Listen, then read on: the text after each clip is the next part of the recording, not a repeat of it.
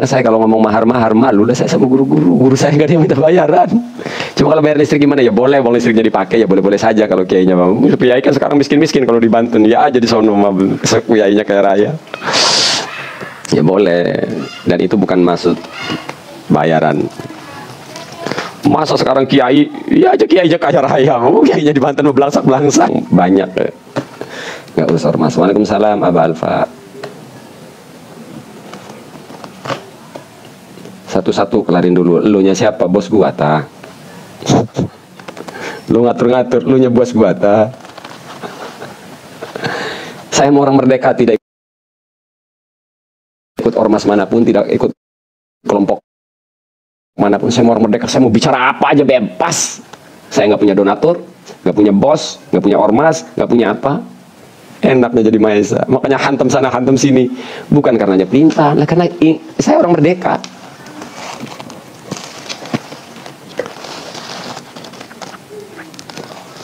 Waalaikumsalam.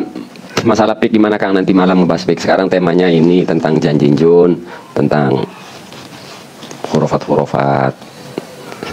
Saya itu ngebahas tentang masalah hurufat, masalah halu dulu, membahas pik kemarin. Kok disuruh ngelarin satu-satu kayak lu bos gua aja. Saya sudah 5 tahun memperjuangkan anti halu. Terus justru gara-gara pik sayanya nggak ngebahas halu. Enak bae itu perjuangan saya udah 5 tahun. Cuma saya mendahulukan pik ini karena samalah ini kayak konsepnya kayak amal ibadah. Ibadah itu kalau yang secara umum itu yang adwa mua. Nah ketemu perkara-perkara waqi'iyah seperti pik. Contoh-contoh sederhananya gini lah biar nggak ribet lah. Baca Al-Quran itu baik apa tidak? Baca sholawat itu baik apa tidak? Ya baik. Bagaimana kalau waktu maghrib? Bulan puasa, duduk. Allahu Akbar, Allahu Akbar. Sudah baca sholawat aja. Baca sholawat waktu itu kalah sama iftar. Sunnahnya takjilul fitri. Ketika itu pahalanya lebih besar daripada baca sholawat. Artinya sama. Bagi saya penting memperjuangkan melawan haluisme, mistisisme ini. Pemudahan publik. Tapi sekarang ada persoalan baru nih yang wakilnya realita di PIK. Maka saya tetap bahas itu dulu. Tapi saya tak boleh menyampingkan ini pembahasan anti halu. Tetap saya bahas. Jadi kalau mindset Anda satu-satu dulu. Wih, Anda ketinggalan zaman. Ketinggalan mikir. Berani duel nggak Kang sama saya? Berani. Tinggal naik buat jadwal. Hayu. Naik di sini kita tentukan waktu, jadwal, lokasi, minimal harus orang jelas ya. Saya nantang tuh jelas. Masa saya ditantang pakai typing akun fake? Saya tuh 5 tahun main medsos, netizen tuh tak perlu ngajarin saya. Waalaikumsalam hamba Allah. Siap Cidau Pandeglang. Barakallah bi Cidau, barakallah lah Nabi. Wih Cidau, barakallah. Wih ada Cidau, ada Buya Timyati. Ada ulama paling alim sebanten, ada abemu. Ya boleh barakallah lah Nabi Cidau. Boleh. Saya bukan orang Pandeglang, tetap bangga lah sama orang Pandeglang. Di Pandeglang ada Buya Mutadi.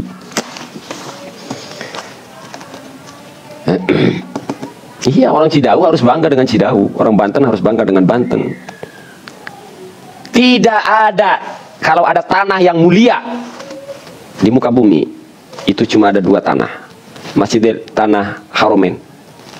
Cuma ada tanah Makkah Madinah, tanah yang mulia di hati umat Islam. Selain itu tanah apa? Tanah kelahiran. Jadi bagi orang Banten setelah Makkah Madinah, tanah terbaik adalah Banten. Sekali lagi, tapi jangan lebay orang Banten menganggap Banten lebih mulia dari Makkah Madinah. Anda lebay, bablas namanya. Karena ada nasnya tentang kemuliaan Makkah Madinah. Sekali lagi, bagi bangsa Banten tanah paling mulia setelah Makkah Madinah apa? Banten. Bagi orang Jawa Timur tanah paling mulia setelah Makkah Madinah di Jawa Timur. Bagi orang Surabaya tanah paling mulia di Surabaya setelah Makkah Madinah. Nah, kita akan pertahankan kemuliaan 3 tanah ini. Kita akan menjaga marwah kesucian Makkah Madinah. Kita akan menjaga marwah Banten, tanah Banten. Pakai takbir gak ini ya? Takbir.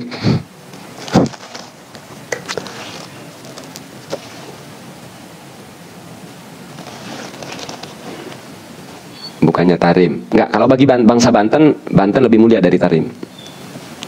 Ini bagi kami ya bangsa Banten. Nah ya bagi Tarim, bagi orang Yaman ya Tarim lebih mulia, gaya hak mereka itu. Ini kan lagi ngomong konteksnya kita cinta tanah air. Ya bagi saya, ini kan ngomong bagi bangsa Banten tadi. Bagi bangsa Banten, bagi saya ya khususnya, Banten lebih mulia dari Tarim. Waalaikumsalam.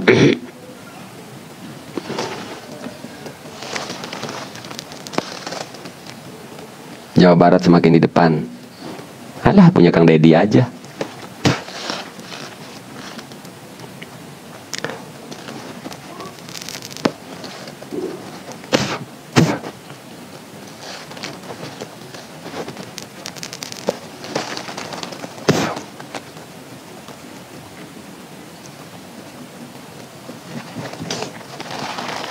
Siap Garut.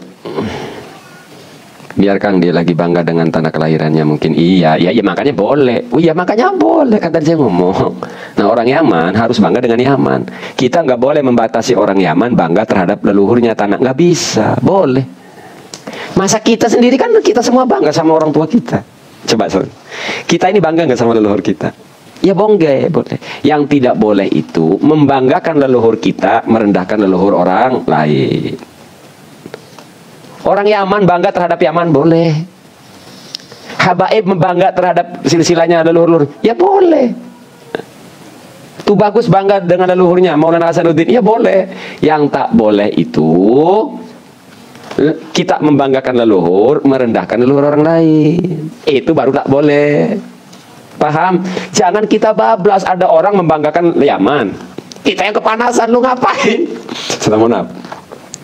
Di sini kan banyak keturunan Yaman. Terus mereka membanggakan Yaman, membanggakan leluhurnya. Ya boleh. Kok nggak boleh? Ya boleh, hak mereka itu. Nah tinggal kita harus bangga dengan leluhur kita, dengan budaya kita, dengan tanah air kita. Ya Pak, ya harus. Boleh. Yang tak boleh itu kita membanggakan Banten, merendahkan Yaman. Yang tak boleh itu membanggakan Yaman, merendahkan Nusantara, merendahkan Banten. Itu yang tak boleh. Ya, awas jangan berlebihan. Siap nuhun TTKKDH, nuhun kakandaku, nuhun. Tolak pik ini adalah maksudnya tolak kezoliman ya, tolak kezoliman. Kalau saya banggakan Indonesia, iyalah.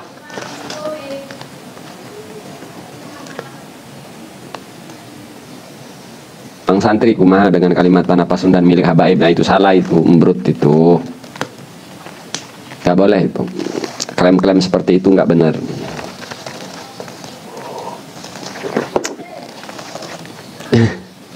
Tapi intinya gitu ya, jangan dengan kebencian. Kalau habaib membanggakan nasabnya boleh, kita tak perlu sentimen. Kalau habaib membanggakan Yaman boleh, sebatas ini boleh. Yang tak boleh itu kalau membanggakan nasab, menafikan nasab orang lain. Nah ini baru keliru. Begitupun kita, orang Banten harus bangga dengan budaya kita, leluhur kita.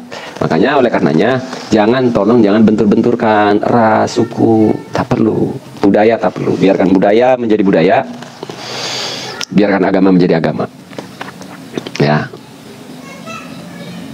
Statementmu Mas menampar saya. Loh, ayo coba renungkan hari ini semuanya. Yang satu terlalu membanggakan Yaman, yang satu terlalu membenci Yaman. Kan berlebihan itu. Boya yang sedang nanya, budaya tetap kita jaga ya. Budaya tetap budaya. Agama-agama. Nggak pada ngerti kali yang typingnya. Ya karena kalau pembahasannya begini, tengah begini ya, itu kedua kubu akan kepanasan ke kita. Nah, karena Mahesa tidak ngajak jamaah netizen ke saya. Kalau mereka sibuk mengajak umat itu ke mereka, ke saya, yang satunya ke saya. Saya pengen, masyarakat kau di tengah aja, hormati keduanya.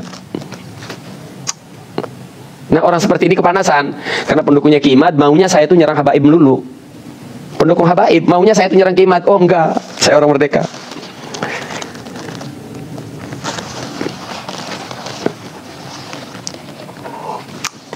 Saya kesinggung, berzanji kami digeser oleh ratib. Baru tuh kesinggung saya. Yang biasanya berzanji diganti ratib, baru saya kesinggung. Kalau sudah biasanya berzanji, wis berzanji aja. Kalau mau dua-duanya digabung. Tuh, saya tersinggung itu. Kalau ada majelis, masjid, kegiatan, biasa baca berzanji, tiba-tiba kenal Habib diganti ratib. Saya asli kesinggung. Terus yang benar gimana Maesa? Berzanji tetap baca, setelah itu baru baca ratib. Oleh karenanya, ini edukasi buat yang lain. Ketika Anda memperkenalkan produk Anda, jangan buang produk yang lebih dulu. Ingat sebuah konsep al-muhafadzatu 'alal qadimis shalih wal akhdhu bil jadidil aslah. Nah, di masjid di sini malam berzanji, habis Jumat sebelum pengajian baca ratib. Abang saya yang mimpi. Kan itu enak. Malam Jumat nih, biasa tradisi zaman dari nenek moyang dulu, berzanji marhaba. Ya udah baca itu mulus. Pagi habis Jumat, sebelum pengajian baca ratib. Anda boleh membawa ratib, jangan geser berzanji. Anda boleh memperkenalkan produk Yaman, jangan geser produk Nusantara. Itu baru ya jriyani ma'an. Itulah konsep al-mukhafadatu 'alal qadimis shalih wal akhdhu bil jadidil aslah. Kalau Anda ya sama aja begini. Kalau saya datang ke Yaman memperkenalkan budaya saya di sini, menyingkirkan budaya Yaman, kan orang Yaman kesinggung. Gitu. Ya. Hitam-hitam putih-putih. Oh, kalau ratib-ratib. Kalau berjanji-berjanji. Ini nih. Ya ini nih, pengkotakan itu baru tuh. Jadi manusia ini matanya sudah bisa banyak melihat warna, Saudara. Anda ngajak umat mundur kalau cuma disuruh ngenalin hitam atau putih, kecuali berbicara hukum. Halal haram itu baru bayinun. Al halalu bayinun wal haramu bayinun. Baru hitam putih kalau konteksnya berbicara hukum. Al halalu bayinun wal haramu bayinun. Nah ini nih, manusia mundur ini. Biarlah, siap BPP.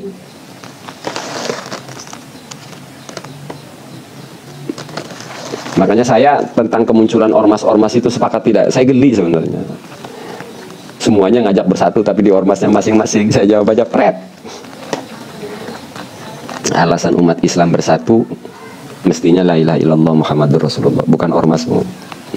Semua pengurus ormas teriak bersatu, tapi di ormasnya. La ilaha illallah, kalimat tauhid aja tidak membuat umat bersatu. Lalu kau pikir ormasmu membuat umat bersatu? Orang ditarik ke ormas Anda itu adalah orang ditarik untuk bersatu ke pemikiran Anda, bukan bersatu dalam hablum minallahnya.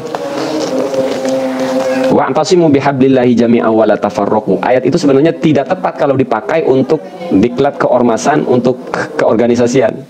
Karena justru ormas itulah yang membatasi hablum minallahnya. Saya tidak menolak dengan munculnya banyak ormas, tapi saya nggak sepakat juga. Just bodo amat lah intinya. Bahkan sekarang banyak ormas-ormas itu dipakai oleh para oknum untuk ngamen ya. Ya sekarang banyak ormas dipakai, status ormas dipakai untuk ngamen. Ada tidak sekarang? Waalaikumsalam. Banyak tidak status ormas sekarang dipakai untuk ngamen? Banyak tidak? Status ormas sekarang banyak dipakai untuk ngamen. Jika menurut netizen itu banyak, ketik angka 1. Jika ini status, saya ngomong status ormas dipakai untuk ngamen. Kalau menurut netizen banyak, ketik angka 1.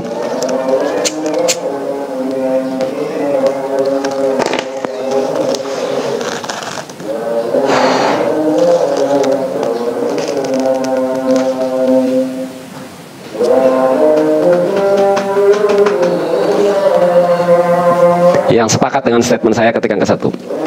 Banyak status ormas dipakai untuk ngamen. Contoh kecilnya apa? Gubernur Banten, saya Mahesa Al-Bantani, pimpinan organisasi masyarakat Ormas Embrut, mengajak Anda bekerja sama dengan kami membangun Banten. Libatkan Embruter membangun Banten. Itu cara ngamennya oknum ormas. Tahu? Oknum ormas kalau ngamen begini nih. Gubernur Banten, kau libatkan Mahesa dan Ormas Embruter untuk membangun Banten. Itu bahasa ngamen. Isinya apa? Ajak-ajak dong proyeknya Gubernur Banten. Itu dalamnya itu. Isinya itu, tahu nggak? Cuma kan nggak mungkin ngomong begini. Gubernur Banten ada proyek tuh, bagi-bagi dong, jatah dong, libatkan kami. Kan nggak mungkin bahasanya begitu. Nah, anggap saya punya ormas nih ya, Ormas Embrut. Gubernur Banten, Bupati Serang, kau libatkan ormas, kami Ormas Embrut, ajak kami untuk membangun Serang, ajak kami membangun Banten. Bahasa di publik pasti begitu. Isinya, woi banyak proyek di provinsi ini, ajak dong kita. Jadi keamanan, bagi proyek dong, ngesub dong, ngisi besi dong, wah apa, ajak dong. Itu nyanyian dan cara ngamennya oknum ormas. Ada yang paham? Jangan terlalu jujur Kang, kasihan mereka yang dengarkan. Oh iya, enggak apa-apa. Nggak ada paham kan di bahasanya ini? Paham? Cerdas sekali kau kalau paham.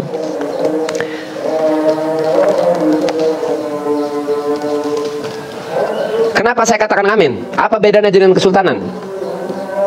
Apa bedanya? Kenapa saya sebut itu adalah nyanyian atau cara ngamennya oknum ormas? Sementara saya melakukan hal yang sama atas menyebut tentang status kesultanan. Libatkan kesultanan, apa bedanya? Kan sama. Maesa juga mengeluarkan statement yang sama. Ayo pemerintah, libatkan para raja dan sultan senusantara untuk mengelola wilayahnya masing. Kan sama bahasa itu. Perbedaannya apa? Perbedaannya kesultanan dan kerajaan adalah pemilik hak, tadinya pemilik. Nah kalau ormas muncul baru kok. Itu perbedaannya. Saya siap malam sering saya sampaikan. Pemerintah, libatkan raja dan sultan senusantara. Saya tidak berbicara hanya Banten. Libatkan raja dan sultan senusantara untuk mengelola wilayahnya masing-masing. Jangan sampingkan mereka. Dalam bahasa sederhananya harmonisasi. Loh, itu juga kamu nyanyi Maesa, ngamen. Bedanya apa dengan oknum ormas yang berstatement yang sama? Bedanya gini saudaraku. Kalau orang ormas itu tidak ada tadinya. Kalau kesultanan lebih dulu ada daripada Indonesia. Itu masalahnya. Raja dan sultan itu tadinya pemilik wilayah. Kesultanan dan kerajaan itu lebih dulu ada daripada Indonesia. Berbeda dengan ormas, Indonesia dulu ada. Paham sampai sini ya? Lafadznya sama, substansinya berbeda. Ya. Saya ngomong oknum ormas itu, cara nyanyi dan ngamennya oknum ormas. Maka oknum ormas yang seperti ini jauh lebih rendah, lebih receh daripada pengamen di bus. Mereka ngamen dengan lagu, berkarya, nyanyi. Mereka ngamen, tapi mereka menjual jasa dulu, baru minta. Mereka nyanyi dulu, keluar tenaga dulu baru. Pengamen di bus lebih bermartabat. Mereka bermartabat. Mereka bukan manusia rendahan, mereka punya harga diri. Nah, kalau oknum ormas kalau sudah ngamen gayanya kayak pahlawan. Gubernur Banten, libatkan kami dalam mengelola Banten, dalam membangun Banten. Itu bahasanya, isinya apa? Proyeknya ajak-ajak dong. Itu. Yang bukan oknum gak usah baper ya, saya ngomong oknum. Ya, ada tak yang begitu? Nah, ada tak yang begitu, oknum yang begitu? Gaya-gaya. Hai gubernur, ajak kami, libatkan kami dalam membangun Banten. Mental pengemis lo, oknum. Oke, itu sajalah ya. Hari ini gak ada yang naik untuk bertanya ya. Oke, sehat selalu untuk Gubernur Banten. Setelah kritikan saya ya kepada para pejabat di Pemda dan Pemprov, kami juga mengiring doa untuk Gubernur Banten, Bupati Serang yang akan terpilih. Mahesa tidak hanya bisa mengkritis, insya Allah kita juga dan seluruh bertur mendoakan agar senantiasa selalu pimpinan-pimpinan di Serang dan di Banten selalu menempuh jalur akhofid doruren. Saya tahu Gubernur Banten, gubernur manapun termasuk Gubernur Jawa Barat tidak bisa seperti Sayyidina Umar radhiyallahu anhu. Tapi saya tahu bahwa apapun yang mereka lakukan adalah dalam konteks akhofid doruren. Sehat selalu Gubernur Banten dan Kang Deddy Mulyadi. Saya berharap bisa bersinergi ya antara Jawa Barat dan Banten, saling bersinergi menjaga keutuhan bangsa, menjaga budaya, tradisi, sejarah, menjaga rakyatnya ya. Jangan lupakan Gubernur, Presiden, bahwa Anda bukan siapa-siapa tanpa rakyat. Jabatan Presiden adalah jabatan untuk membela rakyat. Pun demikian dengan status Gubernur. Jabatan itu adalah jabatan ataupun alat untuk melindungi warganya. Sehat selalu semuanya untuk Gubernur Jawa Barat dan Gubernur Banten. Kali ini saya ingin lebih khusus menjelang maghrib. Ini waktu ijabah ya. Kawan-kawan, saya minta doanya, minta fatihahnya untuk kesehatan Gubernur Jawa Barat dan Gubernur Banten. Ala hadiniyah wa likulli niyatin sholihah wa khususan liridha'illahi ta'ala. Al-Fatihah. Bismillahirrahmanirrahim. Alhamdulillahirabbil alamin arrahmanirrahim maliki yaumiddin. Iyyaka na'budu wa iyyaka nasta'in ihdinas siratal mustaqim. Siratal ladzina an'amta 'alaihim ghairil maghdubi 'alaihim waladdallin. menjelang maghrib. Hadanallahu wa iyyakum ajmain. Mohon ampun kepada Allah Subhanahu wa taala dan mohon maaf kepada pihak-pihak yang tersinggung. Mohon maaf. Hadanallahu wa iyyakum ajmain wa afu minkum. Wassalamualaikum warahmatullahi wabarakatuh.